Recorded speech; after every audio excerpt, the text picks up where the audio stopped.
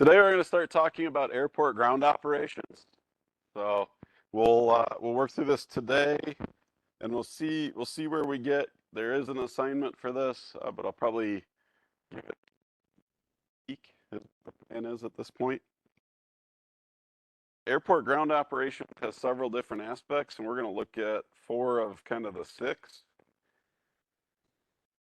So all considered part of general, and under the new ACS, these are the different areas that they apply to. So different knowledge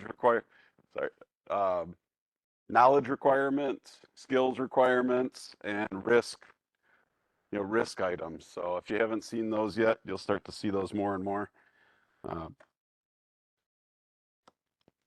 But we're going to look at these first 5 right here. So we're going to talk about marshaling. Everyone's going to stand up and do a little dance for me. And then we'll look at airport markings and signage. Okay. Radio use, taxiing, and that's where the airport and signage and radio use comes into play, because taxiing, you need to be able to do that. And then maintenance ground runs, you got to be able to taxi to the area where you're going to do your ground runs. The ones we're not going to necessarily look at in here today is towing and pushback, although it does kind of relate to marshaling and that kind of thing. And then vehicle driving. And the nice part about vehicle driving is if you understand airport markings, signage, radio use, and taxiing, you should be able to figure out the vehicle part of it.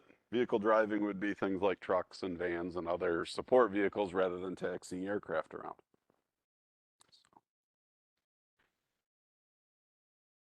So if you look at the general, the ACS, or what you'll be tested on, these are different actions that are covered. We're going to actually go a little bit beyond them, because there are some that are so common in industry that it's good to know additional signals that aren't necessarily part of your testing. So the first thing, though, is when you're marshaling an aircraft, the most important part of the entire operation is that you maintain visual contact with the individual taxiing the airplane. Okay, so marshaling is telling somebody where to go that's in the aircraft, and it's done when you're in areas that you have particularly tight quarters. So positioning, you want to be off center, which puts you clear of things like wheel paths. You want to be clear of engines and propellers. Right? That's for your own safety. Even the off center part of that is for visibility. It's actually, you have this, if you're sitting in a cockpit of a big airplane, you have this kind of blind spot immediately in front of you because of the nose cone sticking out.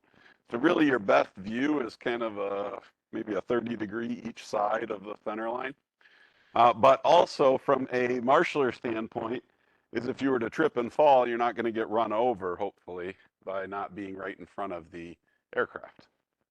So a little bit off to the side. You also want to make sure you're not right in front of the main landing gear, or right where the wings, or where the engines, especially if you have wing-mounted engines, you don't want to become one of the tragedy statistics of those. They're not very forgiving. So maintain eye contact with the crew. So typically a pilot or another mechanic, we would marshal our own aircraft into the gate or into the hangar areas when we were moving airplanes. When I was in Salt Lake City, we would move sometimes we'd move upwards of 45 or 50 airplanes a night between the hangar, parking areas, different gates, and that kind of thing. And anytime we were maneuvering, essentially anywhere, down here I say crowded or congested anywhere, or crowded or congested areas, those are anywhere that you do not have a full wing width, a full wingtip to wingtip wing width of clearance outside of your aircraft. Okay, so if we were maneuvering anywhere and there were any kind of obstructions that were within a wing, a wingspan on the left or a wingspan on the right, or if we were going to go down into a corridor area or past other aircraft where you're not on like a taxiway where there's passing taxiways and that kind of thing, we were required to have marshalers and potentially additional people known as wing walkers, which would be near the wing tips, or a tail walker. Okay, so that's what they're showing here on the right, is you can have, in some cases, there's a single person that's marshaling. You can see this person here, though, where it's showing the position, they can't really see that right wingtip very well. And so in that case, they have, they show this picture where you have a wing walker on that side. And so most of the time we were required not just to have somebody that was marshaling, but we were required to have at least two wing walkers. And if the plane was being pushed backwards, we were required to have tail walkers as well, whether a hangar into a tight area. But watch key areas of the aircraft, the wing tips and the tail tips. The tail tips are the ones people always seem to forget about. They're kind of up in the air, way back there, right? And so just keep an eye on that stuff. If anyone loses visual contact, this is whether you're the person marshaling or one of the wing walkers or the tail walker. If you lose, or the person in the flight deck, whether pilot or mechanic or whoever. If anyone loses visual contact, you stop. You give the signal to stop the person taxiing or moving the aircraft. Again, it could be someone taxiing inside. It could be a maintenance technician taxiing inside. It could be a pilot. It could also be if you're doing towing or pushback and you have a tug hooked up to the airplane. If you see anybody, it's an all or nothing thing. Anybody gives the stop signal, everybody stops, right? You don't keep going because, oh, it's clear everywhere else, right? So if you lose visual contact, where that's pretty common is if you're this marshaller up front, and the plane either starts to turn or gets going a little bit quick, and you break that line of sight between your marshaller and your wing walker, immediately stop, reposition yourself so you're in an area where you have that line of sight restored. So now we're going to try some marshalling. This is where I said everyone's going to do a dance for me. Stand up. Everyone stand up. Come on. Stand up. We're not quite doing that. Close. Okay. So when we're moving a plane straight ahead, when we want a plane to come straight ahead, you're going to have, oh, Jeremy's doing it too. You're going to have your arms up. Some people put their hands this way, some this way. Doesn't really matter. But usually you put your palms facing you, and you're basically going to be moving your hands forward and back. Some people, you'll also kind of go at an angle like this as well. Okay, I mean, basically the same thing. We're not too picky about it. Okay, so there is straight ahead, arms moving forward and back at a slight angle at face level. Okay, everyone got that? That one's pretty easy, right? I see people going like this. Whoa, nope, that doesn't mean anything. Okay, turning left and right is we're going to point the direction we want the airplane to go. So if I want the airplane to go right, I'm going to point left. Right? My left is your right, right? So I want the airplane to go right, or I want the airplane, the easiest thing is I want the airplane to go that way, right? So I'm going to point, and with my other hand, I'm going to do this. You can also do this, any one of these at night with lighted wands. They're basically flashlights with a kind of an orange lens on the end of them. But you're going to point. So I want you to make your airplane go right. Make your airplane go right. Airplane right. Airplane right. Airplane right. This is my right hand. Airplane needs to go right. My right. Airplane needs to go right. Yeah, see? Okay. Airplane left. Okay. Airplane's going to its left. I'm going to go this way. Right? Okay. So you point it and left. Right. The direction you point is where the nose of the airplane should be turning. Okay, so if I'm the airplane coming towards you, you're pointing that way. You start doing that, I'm going to start turning this way. Okay. So, and if you're, same thing. If you're in the airplane and you see me going like this, which way are you going to turn your tiller or your rudder pedal? Which is what? That's not left. That is my right. Are we going to do this? Okay. So, which pedal do you push to go that way? You push the right rudder pedal. Rudder pedal you push forward. That's the direction. All right. If you have a tiller, that's like a little steering wheel type thing. You turn it to the right or turn it to the left. If you got rudder pedals, you push the rudder pedal forward the direction you want to go. You can also tap your brake on that side to turn that way. Remember, you've got a left brake and a right brake. It's not like your car where it's one pedal that does all of them. If you tap the right brake, it's going to throw down that right wheel and you're going to turn to the right. So you can use both of those. Just be careful riding the brakes. They can actually get pretty hot. Okay. So next we have stop and emergency stop. So, here typically you're going to already be in that come straight ahead thing. You never want to take a plane from turning directly to stop. You always want to straighten your nose wheel out before you park the airplane. So you're pretty much always going to be having it, at least the last couple feet, you're going to have it come straight ahead. And then they have you do this and hold your hands there, not go back and forth, but just straight out. Okay? Nobody in industry does it that way. Typically, what people do is as the plane's coming, as it starts to get close to the parking spot, you're bringing your hands together. And when that nose wheel reaches, usually it's like a line or it reaches the spot you want it to stop, that's where your hands come together. So it gives them it gives the operator, whoever's taxiing the plane, some idea of how far they have to go, right?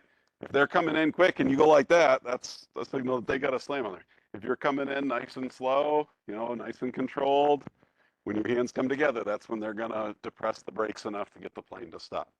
So this is the show for A&P. They're saying this is emergency. You're going from this to like immediately.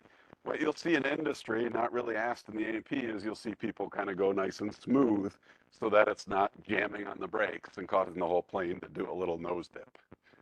Okay? So arms crossed above head means stop now officially, but most people bring their arms together anyways. Nice and slow. When you're marshaling, oftentimes the plane not only is taxiing in, but you're going to have a plane that has to taxi out. When we were leaving our hangar or leaving a gate area, we would have someone marshal us out. And when you're in a larger aircraft, you cannot see to your sides or behind you. On tail-mounted airplanes, I could not see the engines on the aircraft that I was operating. Okay? On our airplanes that have wing-mounted engines, sometimes it's even hard to see those. Even in our King Air, it's kind of hard to see what's immediately around the engine. And so if you're in an area where you're going to have a marshaller, you got to be able to tell people it's clear on what engine you want them to start. Okay? Engines are typically numbered, starting from left to right. So if you have just two engines, a twin engine, your left is number one and your right is number two. Okay? If you have a four-engine aircraft, like an A380, a 747, some of those other oddballs out there, engine one is on the left, engine two is on the left inboard, engine three is right inboard, engine four is right outboard, right? 1, 2, 3, and 4. And so what you're going to do is whatever engine you want them to start. So typically, if I want them to start engine one, remember engine one is on the right, I'm going to be pointing with my right hand, and I'm going to be making a circle with my left, okay? The other thing you'll see is I've got one finger up. When I want them to start engine two, I'm going to point towards engine two. I'm going to use two fingers, and I'm going to use my other hand to do the circle, okay? So I want you to have me start engine two. Twin engine airplane. Twin engine airplane, start engine two. Well, one is left and two is right if you're, so this is my number two engine, or my number one engine over here. I want you to start my number two. My number one is over here. My number two is here. This is my number two engine, right? I'm a twin engine airplane. My one, my two, right? You don't always have to start one first, two second. We often started our number two, our right engine first, and then we started our left engine. Okay? And the reason for that is that particularly the airlines that operate turboprops, what is right by your number one engine? And that big spinny propeller. What? Ramp is all. So the main entry door is usually on the same side as the number one engine, right? So if we had an engine fire or a problem in the first one, we wanted to be able to exit without having a big spinny engine in the way, right? No, reduce the risk. So usually we start two, but it doesn't really matter. You're going to point. So yeah, if you have a four engine, your one and two are going to be on the left. 1, 2, 3, and 4 are on your right. So if I was wanting them to start my number one engine, we'll say your number one engine. That's going to be one is over here, right? That's your far left. Number two is right here. Number 3 is over here, and number 4 is over there. Okay. I am pointing at the engine I want you to start. Here's engine 4. I want you to start engine 4. I'm also putting up the number of fingers that correspond to that engine.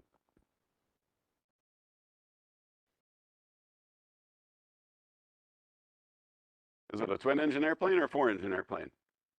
Or a 3-engine airplane? Okay, so a twin, right? Twin, this is my number 2 engine. No, you can, typically you would point, in your case, if you want my right-hand engine, my number 2 engine, you would point with your left hand with 2 fingers, and you would, there you go, you'd circle your right hand. Yep. You what?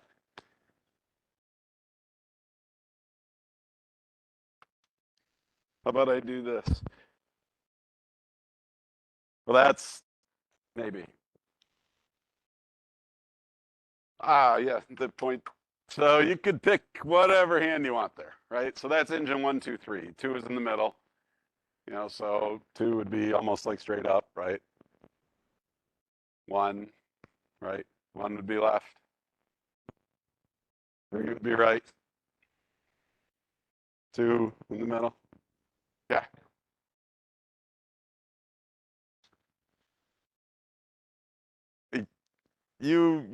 We're getting into, okay. Just tell them to start their engines. Okay. Okay, so there's our engines. So we've got them to start engines. What's more important than starting engines? What's that? Turning them off. Oops, the clicker's not working. There we go. Stop engines. Cut. If you got 4 engines, how do you tell them which one you want them to cut? Again, point, right? So if you want them to cut engine 1, point with a 1 and cut off. Engine 2, point, cut off. Left hand 3, point, cut off. 4, point, cut off. If it's an emergency, they're going to cut everything. Yep. So, but point the direction you want, okay? So that is stopping your engines. A little bit of cutting across the neck. I've seen people sit down here. Come on. Come on. I promise you'll get to start in it. Okay? Next thing we have to do before we taxi out or when we taxi in, we often have to insert or remove chocks. And so from a marshaller standpoint, these are different if you're marshalling or if you're up in the cockpit. Why? Can you do this in the cockpit? I do this right. So if you're a marshaller, and most marshallers I've seen do it the cockpit way rather than the standing way, and that is up here like this rather than down here. Okay. So to give a signal to remove chocks, or if you're on the ground, you have removed chocks, you would make this kind of a signal, right? You took the chocks, pulled them away. If you want the chocks inserted, if you're in the cockpit, you want the chocks inserted, or after you have inserted the chocks, you would bring your thumbs together, whether it's down or up. Again, it just depends on where you're located. Pretty much because we did it in the cockpit so much, almost everybody that I've ever worked with always just did it this way. It's going into his belt. I got a microphone thing in the way. You can go in your belt loops. So hands at waist level, making a thumbs up, move outward. And so often, typically, if you're doing chocks, what do you want to make absolutely sure of before you start running under there to put chocks in place or to pull chocks out? You want to make sure the brakes are set. What else? Often we would chalk them when the engines are still running. You just got to be, if you're doing a turboprop and you have to chalk the mains, you got to be really careful. I was telling someone earlier that we had a guy take his nose off on a turboprop and it wasn't even running. He pulled the chocks, stood up, and walked into the back of the prop and almost took his nose off. Plastic surgery and all. But typically what we would do, if I was in the plane operating, I would pull into the gate area. I would first give the chocks in symbol to whoever was marshaling me. The person marshaling me would go set the chocks. They would come back where they could make eye contact. They would give me that. And then I would give it again to acknowledge that it's been done. Same thing with remove. I would give them the symbol that I want them removed. The person that's marshaling on the ground goes, pulls the chocks out of the way, and then they would give me the confirmation that they had removed them. Okay. You don't want to go to insert or remove chocks and have the plane come forward over your foot or knock you down, right? Anything like that. So you know, make sure you have that communication and it's clear. Okay. We'll get to brakes in a minute. I don't know why I have them separate. If you are either marshaling or if you're taxiing and you see somebody going like this, that's telling you to slow down. Okay. Taxiing is supposed to be a fast walk. When you're out on the taxiway, sometimes you can go a little bit faster, but you want to, you know, if someone's on the ground and they're marshaling, telling you to slow down, usually there's a good reason for it. Okay. We've seen close calls with vehicles driving around, taxiing around Salt Lake Airport, major international airport, not as big as like Chicago or that kind of thing, but definitely saw close calls with catering trucks, with vans with people in them, with baggage carts. We had one of our Kubotas cut behind a 757 and tipped over because they cut it too close. So the big thing with slowing down is, again, you can't always see your wingtips while you're taxiing. If there's some kind of a vehicle coming that you know, you don't want to do that. The other area is if the weather's bad. I saw a plane almost slide into the terminal building one night. They came down. We had Salt Lake. It's not this way anymore. Used to be a big horseshoe, and it had main concourses coming out. They had a bunch of gates on them. They were taxiing down between two of them, coming in way too hot. Went to make the turn into a gate, and they were on ice, and their front tires just kept going straight. And they stopped just a few feet from going into the main building of the Salt Lake City International Terminal. So, you know, if we were like giving them this, like, slow down, they didn't, yeah, it was too late. Fortunately, no one got hurt, didn't damage anything, but you know, if someone's giving you the symbol, it's usually for a really good sign. So everyone make your airplane slow down. Everyone make your airplane speed up. There is no symbol to make your airplane speed up. So there's only slow down. Here you go, Alex.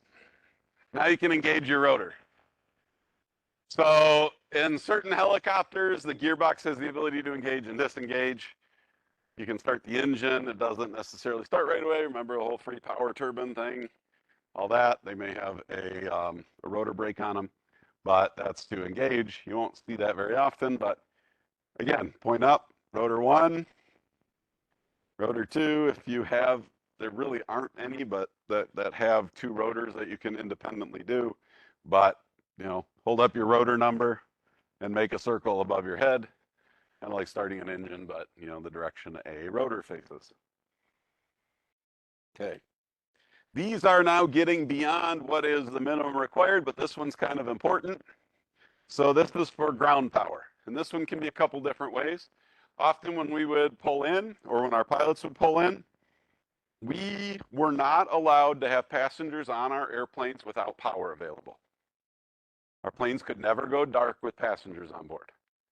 They either had to have an APU running with the generator going, or we had to have them hooked up to ground power. Okay? I'm not saying it never happened. Occasionally, yeah, it would black out. It wasn't a big deal, but company policy was we always tried to keep it running. If we had to shut down the airplane black for any reason, we had to deboard all the passengers. Sometimes you got to do that to reset a computer or something like that. But what they're talking about here is you've all powered up the 727, right? You got that big plug that jams in the side, right? So plug in. One hand's like your outlet, the other hand's like your plug. Plug in or unplug. Now, this picture is vertical. Most of the time we did it sideways. So plug in, plug out. And typically that was another one where whoever was operating the aircraft would give the signal to someone on the ground. So say I was in the airplane, it had ground power on it. It was already plugged in, right? I got my APU started, got the APU generator going. So now there's a power source on the airplane. I would give the marshaller this symbol. They would go down, shut the power card off, pull the plug, physically pull the plug, and then they would come back and give me that same symbol to verify that the plug had been pulled. When we pulled into a gate, you know, I'd give them the signal to chalk the airplane. If we wanted power on before we shut everything down, we would tell them to put to plug it in, and then whoever was doing ground power would go plug it in, and then they would give me that symbol in return. Okay, so that's power off, or connect power, disconnect power. Okay. What's that? That one didn't really have one. We didn't have any. We didn't really have to let them know. We would test our fire system, and it would send a horn. I mean, that gave a little sound, but other than that, no. Usually, no one's going to get sucked into an APU, though. I mean, they're kind of small. They're loud, but you can hear them starting up. You got some time to get out of the way. So here is the brakes one. I'm surprised this is not part of AMP, but it's not. But brake set and release. These are again often used with towing. But to tell somebody that you have set the brakes, or to get someone to set the brakes, you go from open hands to closed. That means set. Okay. To release the brakes, closed hands, open. Okay. So if you want someone to set the brakes, what do? Set brakes. After you set the brakes, what do? Nope. After you set the brakes, you give that same symbol. So again, I would pull into a gate. Okay. I was pulling into the gate. I would give them the symbol that I set the brakes. The person on the ground would say, okay, you've set your brakes. Okay. Or when I was ready for a pushback, I would be sitting in the plane. We'd have a tug hooked up. I need to release my parking brake and make sure my feet are not on the brake pedals before they start pushing the plane back. I would give the tug driver brakes off. They would give me the brakes released, and then they could start pulling. I was at a United gate one time, and is everyone familiar with a sled tug? Instead of a tug with a tow bar, it's just got like a scoop on the front of it. They're very low. They're not any taller than these tables. So they can fit under wings and stuff. They're called a low boy sled. And they've got a scoop on the front. It's just a thin metal piece that slides underneath the tires, picks up the nose, and then you can drag the plane around. They were using a sled. They never gave me the brakes released. My parking brake was set. Whoever was driving the tug gunned the tug. My main wheels stayed where they were, and my nose wheels rolled up on top of the tug and tacoed in the cover over the battery compartment. The battery cover lid was not made to support a 50,000 pound, actually no, it's a 70,000 pound airplane. Although it was the nose, so it probably only had a few thousand pounds on it. But anyways, tacoed in the top of their tug, and then we had to very carefully have them back the tug out while we held the brakes, and we were able to get it off without damaging the airplane. But they did wedge it underneath the plane pretty good, because they never gave me a signal that they were going to go and to release the brakes. So again, it's that communication. Make sure it's clear, right? We talked about this. This is that approaching that stop point I was talking about. It's just a picture of it kind of illustrated. Stop when hands come together. That's the most common way you'll see that done, even though it's not the official way. Okay. Here's another one. This is officially fire, but it basically means anything, any kind of, four-letter word, four-letter word, right? And it's kind of that infinity signal or figure eight. And if it's like an engine fire, you're probably pointing to it like, and that's the something is really wrong here situation. Okay. This was what was given. Fortunately, I was not the one driving this time, but when one of our mechanics decided to fire up before taking all his wrenches out of the inlet of the engine after changing the fan blades, and there was a wrench tinging around inside the engine, sparking and everything else, you should have seen that marshaler's hand going in a figure eight. So yeah, that one, fire or other issue where you need to like shut down immediately, there's something wrong. I've seen people do this when there was a big leak. We were dumping either fuel or oil or hydraulic fluid all over the ground. After like an engine change, something didn't get tightened down all the way and blew a line off. So that's no point. You can use the engine number. It can also be things like brakes or gear. Occasionally those do get a little bit hot and can catch fire. And so, if a plane taxis in and they got their brakes really hot on landing, usually the only time that would be an aborted takeoff, but hot enough to potentially catch fire.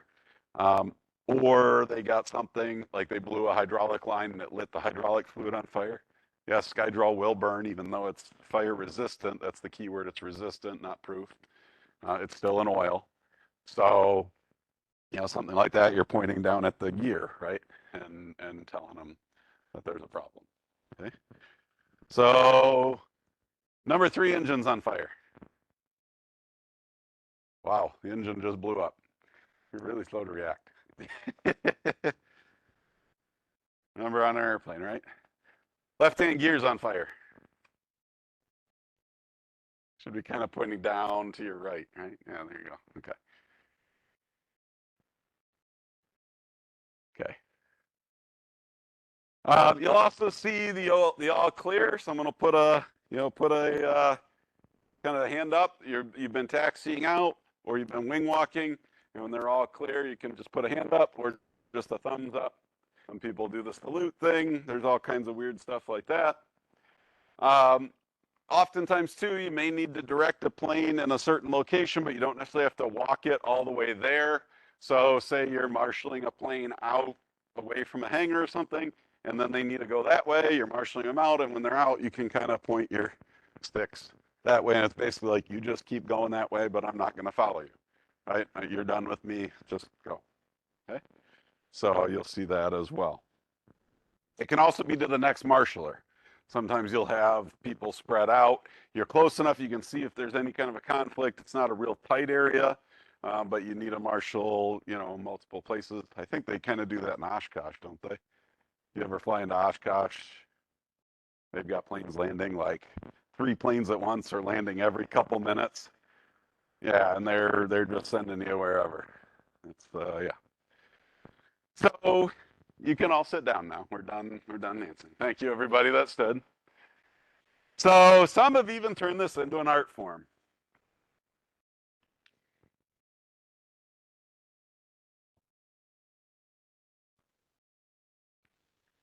Next thing we're going to talk about are airport markings, also the diagrams that go along with them. So as you taxi around an airport, you need to know where you are, where you're going, how to get where you want to go. So the airport diagram, here's one shown here that's for Kalamazoo Battle Creek, for instance, is kind of your map. They look similar to a map you may have seen before, but not exactly. I do have the Battle Creek one as well. I'll pull that up here. So here's the one for Battle Creek right here. There we go. So we are, anyone know where we're at? We're what? We're the East General Aviation Apron. Here's uh, Tower Building, this building, Hangar 3, no, 4, Hangar 3, Hangar 1 and 2 are right there. There's all those T hangars down at the end. Our 4 taxiways to get out, Alpha 1, 2, 3, and 4 that go to Alpha. And then we'll talk kind of about the rest of it here in a minute. Duncan Aviation is over here on the South General Aviation ramp. You've got like Waco and that kind of thing down in this area. Okay. And think what else is here that would be a landmark, Air National Guard up here on the north end.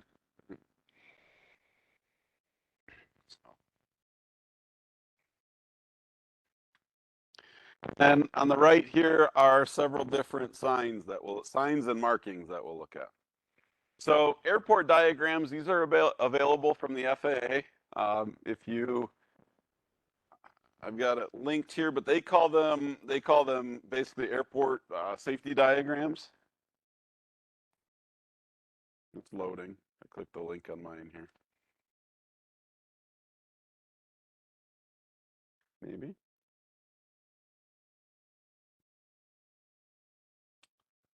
Oh boy. Froze up a little bit. Let's see, what's this one? Oh, here's Salt Lake. That's what I was talking about. This is the old terminal I was talking about. Yeah, that's where the plane came down and almost crashed into this part here rather than turning into one of the terminals there. My computer is really confused over here. The whole screen is gray.